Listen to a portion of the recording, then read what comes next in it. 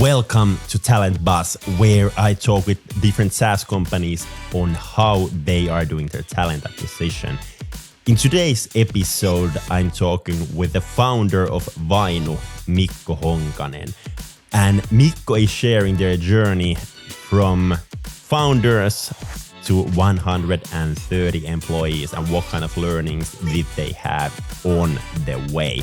And let's start things off with what has been hardest in Vainu's journey. I still think it's a little bit of a mystery why the first initial job opening that we did attracted so many candidates. Our first ever job opening, I still remember the title we used. We put out a job ad that said employees number 3, 4, and 5. And without any name, without any brand, without any promotion, we received more than 100 applications back then. Of course, we asked our own networks to share that and all these things, but somehow we managed to get lots of candidates. I think throughout, and that was late 2014, so 8 years ago. Of course, it's more competitive, I feel, these days when it comes to finding talent. I think that maybe the most challenging thing is that just like almost all the other SaaS businesses, we look for individuals that are quite difficult to find. Sales recruitments are highly competitive these days, and also finding developers and engineers, same thing. So basically the roles we look for, people who are really good at commercial SaaS, so sales, CS, and marketing, and then people who are very good at building products, developers, designers, engineers, product managers. So we hire profiles that are quite difficult to find, and all of them also have lots of opportunities. So I think all in all, that's most likely the most challenging piece, that we look for profiles, and those individuals have lots of options to choose from. Yeah, exactly. I actually almost used to work for Vainu. I think it was back 2018. I was thinking where to go next, and I did a few rounds of interviews with you guys as well, kind of looking for new sales jobs, and then kind of choosing where to go. Eventually, I ended up somewhere else, but I think it was super kind of interesting to see your approach at that time. And kind of what I remember from that experience was that you were hiring salespeople who kind of already have some skills, but I would say kind of the motivation towards learning more was even more important, that you have gotten a lot of kind of junior salespeople for the team and then develop them to be more kind of senior salespeople. So has that been kind of your strategy, and you have kind of really focused on how to bring, for example, junior salespeople in, have very good onboarding for them, very good training for them to make them experts in their field, because kind of you have noticed that it is hard to get those super senior people to join in? Yeah, it's been a strategy for sure, especially in the early days for all SaaS startups, when you start out, you don't often have the brand name, you don't have money to compete on the most experienced people, both developers and sales. So that's why we decided to bring in lots of people who are quite early on in their careers. And we were actually very successful with those recruitments. I think the first 4 hires that we did, for example, Tele is still with the company, highly successful in sales nowadays, product manager, and doing excellent job there. Juho Kunttu, also still with the company, doing enterprise sales nowadays. Joel Vainiomäki, also in the company, working also as a product manager these days, responsible for data. So we got good results from the first couple of rounds. So that's why we decided that, hey, this is a good way to attract talent and then develop them. At some point, maybe 2018, 2019, the years that you also referred, we actually brought in at least a few more experienced individuals, so people who had done already enterprise sales, for example, because that's what we needed back then. We wanted to establish an enterprise sales unit, and so it made sense at that point. Nowadays, we do a little bit of both. We have extremely well functioning SDR team, so SDRs and BDRs. And we have had a couple of good examples that people come in, they don't have prior sales experience, they join us as SDRs, they do good results, and then they become account executives. I think it works super well because then you get a very hungry, motivated account executive who also knows the process in and out and the product in and out, and also sort of knows to appreciate all the hard work that happens before AE gets the case. And then same thing on the developer side, of course.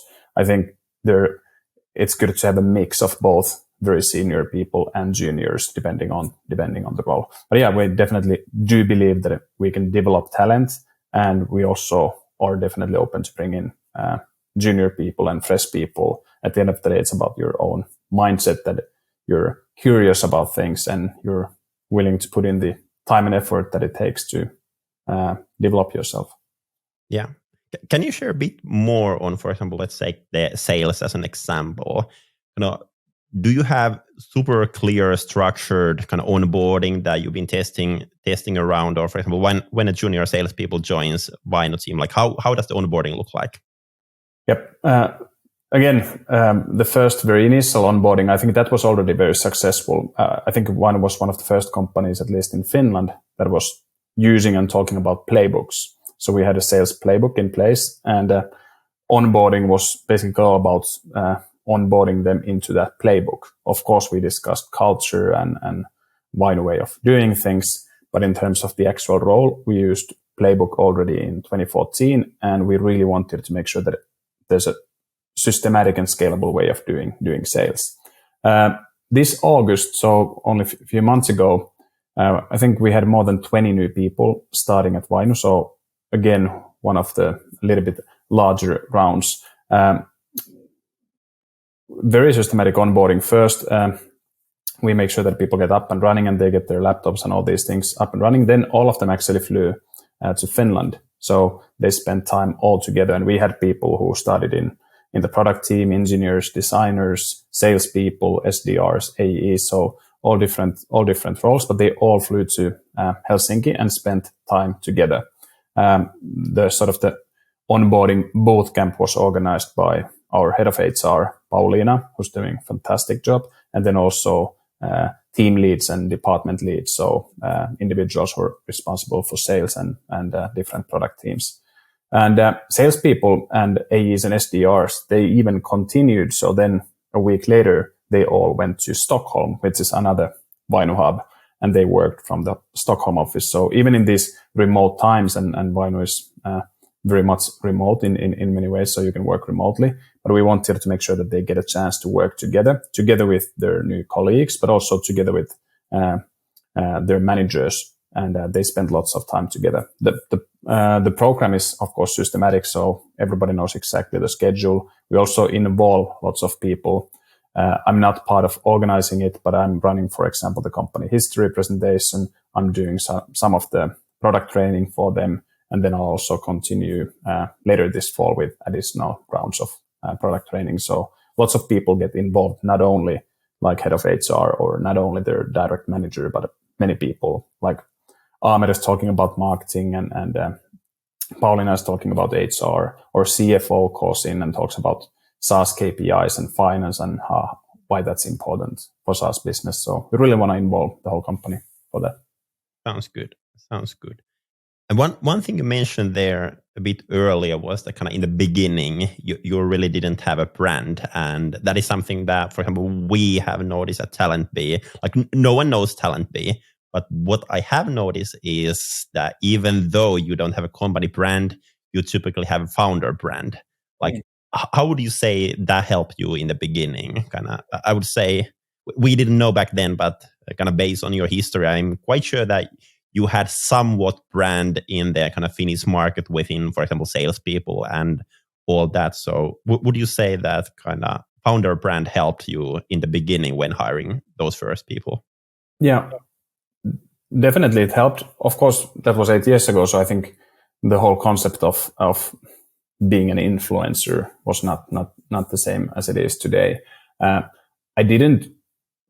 had not really invested in my LinkedIn visibility or anything like that. But since I'd been doing sales and running sales teams and sometimes writing blogs and stuff, so I think I had a mini brand. But since there was no competition, I think it was quite easy to stand out from the crowd and be visible for them. Another thing that helped us a lot is that, especially in the early days, you end up hiring from your existing network.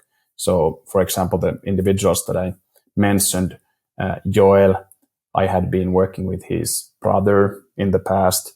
Juho, he played in the same football team as I did. So we had lots of these sort of connections, because that's also a good way to make sure that the first hires are really, really good if you know them also from the past, or you have some common friends and connections. Exactly.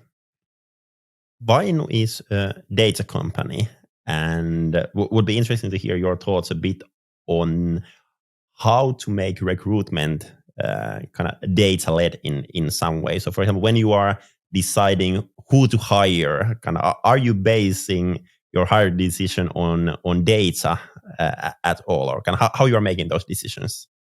I think it's a little bit like in sales. You need data, but you also need your sort of, I guess, gut feel, and you need to view each candidate case by case and really try to know them. Of course, it's a little bit different than in sales, especially if you only have just one role open. Then in sales, you try to get as many good deals as possible, as long as they fit the ideal customer profile. You want to get them in and start working with them. If you have a recruitment process going on, and if you only need to find one person, then it's just about finding the best one for that. But I think data-driven, first of all, we believe that you need to have a pipeline. So it is important that people see your job ad and you get lots of good candidates in, so that you actually have a pool of candidates. Then being data-driven in the interviews, we do different type of assessments and tests, and those are, of course, objective way to review and view and analyze the candidates. So that's something that we added. Actually, we didn't do it in the beginning, so then it was more based on gut feel and the hiring manager making the call together with his or her team. But nowadays we do those tests, and I think they've been very successful, and like they give that additional layer of trust. And also, I think for the sake of transparency and making sure that everything is fair, all companies should have tests, because otherwise there's always lots of biases in the recruitment process. People tend to hire individuals that are sort of their own lookalikes. At least that's a little bit the feeling that I get. So if you want to get diversity and promote diversity, you need to do these tests as well, and that's what we do. So I guess you could say that Vainu is data driven also when it comes to recruitment. Yeah. Well, one of my favorite books is a book called Sales Acceleration Formula, where kind of, if I remember correctly, the writer is Mark from HubSpot, and he writes about kind of how HubSpot in their early days did their sales recruitment and kind of what were the things that they were measuring. And then I think it's kind of super interesting to see, for example, coachability was one important factor for them.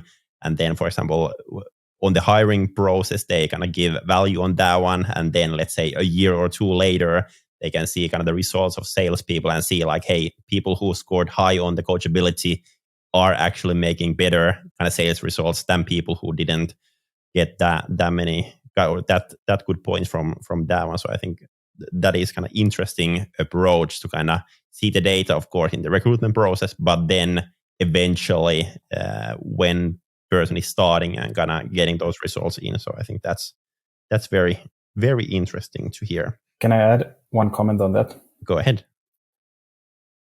I agree that it's definitely important that we sort of follow through and follow up how the individuals that we hire, how they perform, and also look back to those initial feelings and findings and data we had on them. But I think one thing that most people, I feel, and most companies are not doing is that you should also look at the candidates you decided not to hire and how they will actually end up doing in their careers.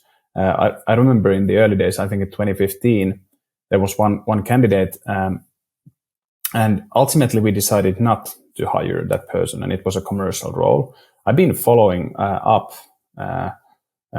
his career since then, and he's been highly successful and in similar roles that we have Vainu. So that's also a good sort of way to analyze your own hiring process and interview process, like what should have we done differently to actually identify this as a very top candidate, because obviously he's been doing a fantastic career in sales, and based on what I've seen after that, like during the past 8 years, I think most likely he would have been also highly successful at Vainu. So I think also important that we don't only review the ones that we end up hiring and analyze how they perform, but also the ones that we decide not to hire. And there's also something to learn from those decisions. That's a really good point. Like now when you say it out loud, it's like everyone should do it. But for example, I've never done that one. So I think it's actually a good task for me to kind of go through the people that in the past I've maybe said no and see like where they are right now. Good point. You kind of mentioned earlier that there is still a lot of people working in Vainu who used to work with you in the beginning, and you have this, or at least what I've seen is that kind of when people succeed in their job, they will get kind of better positions in Vainu, maybe move to leadership roles or something like that. But when was the first time that you brought in a leader kind of outside of Vainu? And kind of was it hard to bring someone from outside because you were used to kind of bringing people from the inside of organization? Yeah, of course we brought in lots of like strong professionals on the tech side very early on. But then on the commercial side, I think the first sort of external hire directly into management position was when we hired Sami to be our head of finance. Nowadays, Sami is still running finance as CFO. That was 2016. Again, I knew Sami through school and beach soccer. So we play in the same beach soccer team. He didn't know SaaS back then as an industry, but he had a strong finance background, and we had studied finance together. So I knew that he's an awesome person. And then, well, we provided him with like the basic SaaS know-how, but then he, of course, had everything you need to be successful head of finance or CFO. Again, I think it would have been even bigger decision if the person had been completely new to all of us. But even though he was new to the company and got a leadership position right away, I had been working and studying with him in the past. So that made it easier as a process, but also easier as a decision to make. Yeah. What does it take to kind of, when you did the kind of hiring decision, but then when you are kind of bringing that person in, like, does it kind of need some kind of, I would say, kind of internal selling, like, hey, why we are bringing a person kind of from outside of organization to join our team? Not in that position, I guess, because that was the first sort of full-time finance position, and it's so clear that you need to have a specific expertise to be head of finance, for example. I think it would be most likely internal selling would be needed if we suddenly decided to bring like head of sales or head of CS or head of marketing, because those are, of course, the roles where many people might feel that, hey, I'm an internal candidate for that role. But lately, what we have done is that all job openings that we have, they are also open internally and internally first. Something that Pauliina introduced maybe a year ago, and I think based on the feedback, it's been extremely well received. So every time when we have a new job opening in the making, it's always part of the weekly meeting that we have. So there's always a couple of slides that come from people department, and we talk about current job openings, and they're always open for internal candidates as well. So I think that makes it a little bit easier. But then we need to also be clear that as a company, we want to find the best possible person for that role. It might be internal candidate or it might be external candidate. And we have done both in the past. Exactly. One topic that I feel like has been on the kind of top right now is kind of recruiting people who fit your culture.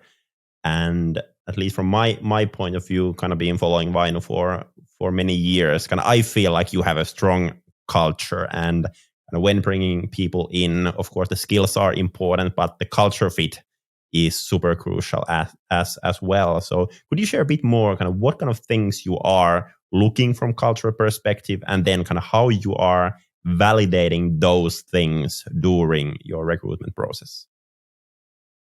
Yeah, I think it's actually quite easy to go wrong with that culture fit methodology, because I think it's super important that you promote diversity. And very often, if you talk about culture fit, you might just bring in people who are lookalikes. And I feel that's not good for the business, and it's important to promote diversity. So then it's actually a lot more complicated, I feel, if you want to promote diversity and make sure that people are culture fit. I think the culture fit part is that we want to bring in people who are excited about the space we're in. So we provide company data for sales ops, revenue ops, marketing, CS. So you need to have, you need to sort of like the data business, and it also helps if you understand sales and marketing and how data plays a crucial role in that. So that's the first step of being culture fit, that you like the space, you like the industry, because that gives you already sort of a mission and a feeling that, hey, I'm doing something important. But then involving more people in the recruitment process, making sure that candidates get a chance to meet with their future team, also sometimes inviting people from completely different departments to be part of these recruitment processes. I mean, that's one way of making sure that we bring in people who sort of seem to enjoy the future colleagues, and also that our people get a chance to meet with potential new colleagues. I don't think we have like a playbook for this is how we check that every individual is culture fit. We tend to highlight that, hey, ideally they like the space, and if the space is new for them, at least that they seem to get excited about it, and then simply involving lots of people so that we have more opinions on the fact that, hey, would it be nice to work with this individual? Do you think this person would enjoy our culture? And those things. So just involving lots of people and being very open. I think the interview process is not about just interviewing the candidate, but very openly talking about that, hey, this is what we offer. This is what Vainu is all about. These are the individuals that would be working for you, and vice versa. So it's a discussion more than an interview. And it's definitely not a sales meeting in a way that the point is not to sell how awesome Vainu is, but also we need to be very transparent and talk about that, hey, these are the challenges we're facing right now. These are the things that why we need new people. These are some of the tasks we would like somebody to solve with us. So I think that transparency also throughout the process most likely helps to make sure that we bring in people who are culture fit at the end of the day. Yeah. Completely agree on them. Kind of being transparent part. It really kind of helps also the candidates understand like where they would be kind of joining, rather than kind of overselling the company and then candidate is like joining and then the kind of real life isn't what you kind of sold, and then kind of neither body is happy. So good point over there. When was the point in kind of Vainu's history when you realized that, hey, we need someone to take care of our recruitments? Like when did you brought in the first person to do that one kind of full time, and kind of what was the moment when you realized, hey, maybe we need someone to take care of this one? I think there was even an article, maybe it was Kauppalehti or Talouselämä, some sort of an interview, and then just based on the forecasts and plans, I think the title was something that Vainu will bring in 40 new employees or 50 new employees in a year, something like that. So that's when you read it from the newspaper that, hey, we actually need to bring in lots of people. That was the moment when we felt that most likely it's a full-time job. So I would guess that it was 2015 or 2016. Can't remember exactly when. But since then, we have always had someone who has been responsible for recruitment. Sometimes it's been head of HR, sometimes a separate talent acquisition person. But I think it was sort of the trigger event was that growing fast, and simply it was so many recruitment processes, and if you want to do them well, the manager doesn't have enough time. He or she has his or her own tasks and sort of the daily business to work on. And if you have lots of recruitment processes, and for each role we need to interview, of course, lots of candidates and do all the other things that process brings to you. So then we just felt that there's no enough time for managers to do that. So that's why we decided to do it already in 2015 or 2016. Yeah. Can you share a bit more on kind of your role in recruitment? Of course, kind of in the beginning as a founder, you want to participate to every kind of recruitment because they are kind of key roles. But how kind of your role in recruitment has evolved? And for example, nowadays when you bring in, let's say, new people to join the team, are you at all participating for the kind of recruitment process? Yeah, I mean, in the early days, I think, acting more or less as a little bit like a hiring manager, so running the process and running the interviews, and then playing also a quite important role in decisions who to hire and who not to hire. Nowadays, the hiring manager, so basically our HR department, together with the manager who's responsible for that opening, they can decide when and if they want to involve founders. So I get invitations every now and then. I'm not really playing a role in that decision-making process. And that's also something that I always share with these candidates, that I'm not really part of the decision-making process, but it's often my role is that they might want to hear about the company roadmap, what are the goals for years to come. And then obviously, I guess we should be doing a pretty good job explaining that, and they want to hear it from the founders.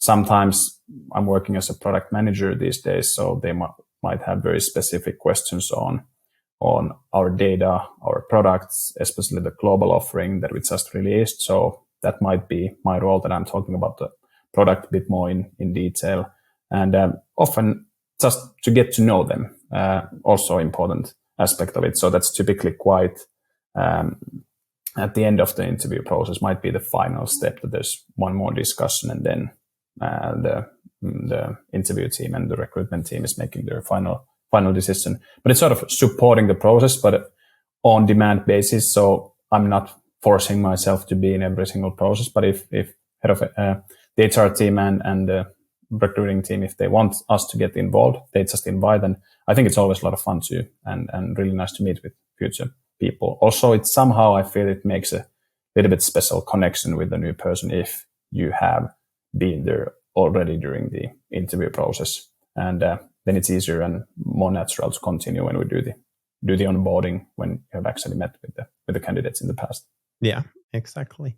And then kind of if I look at the thing from kind of candidate perspective, at least in my past, for example, when I have had chance to talk with the founder, it had made kind of me feel important. Like, hey, like I must be important for this company because they are kind of using the founder's time for these ones. So I think it's kind of good for kind of basically selling the role and selling the company as well.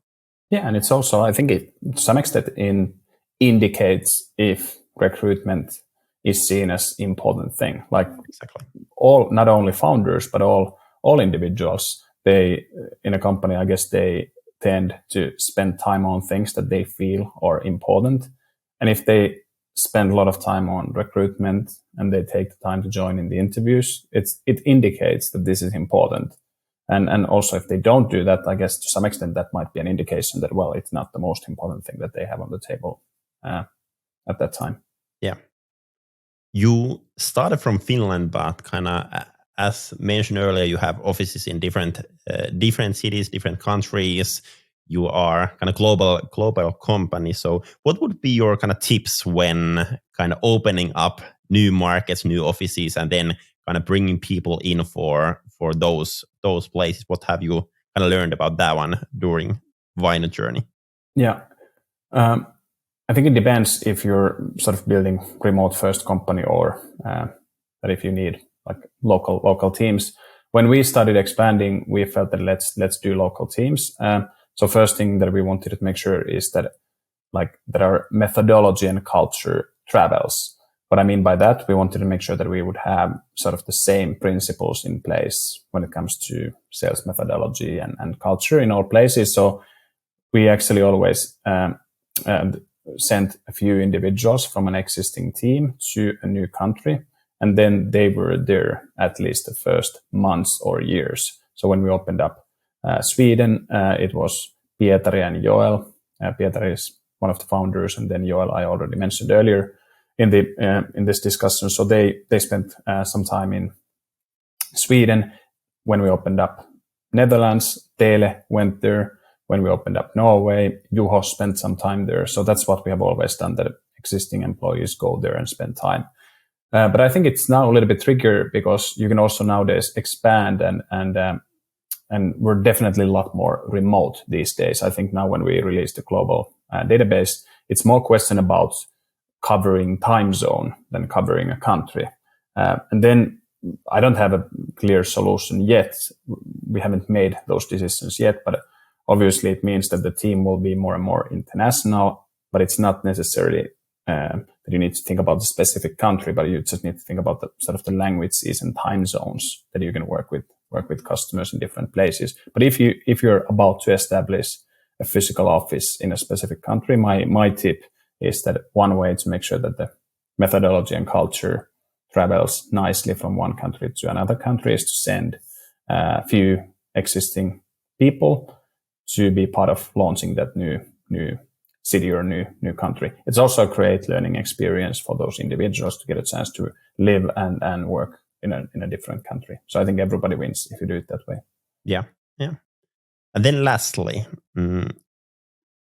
if there is a SaaS founder, let's say that they have 10 or 20 people working and they are kind of scaling towards plus 100 employees, what would be your kind of number one tip to kind of keep in mind on that journey?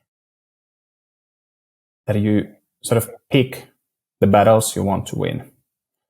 It's very difficult to be extremely good at everything. And it's also very easy to become defocused. You need to stay focused. You need to pick the battles you want to win. And also there's so much information and so many pieces of advice and insights available, but it can be somewhat confusing because no one can do sort of all things that are possible. I think all successful companies, they're really good at something and they have made good decisions that, okay, these are sort of the areas where we really excel and sort of win this game. And these are the unique selling points. These are the competitive edges we have, and companies have made those decisions. One might be, for example, that we want to be extremely good at bringing in new people, and we have a systematic way of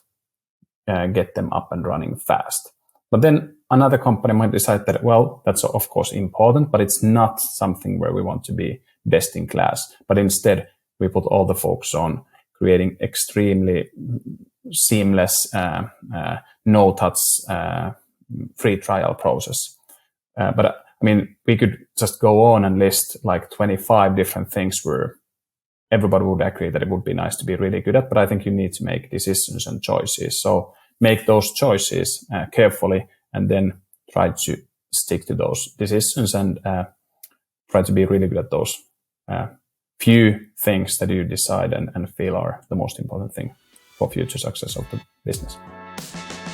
And that's a wrap for today's episode. Thank you so much for listening. Hopefully you got a lot of good ideas about SaaS talent acquisition.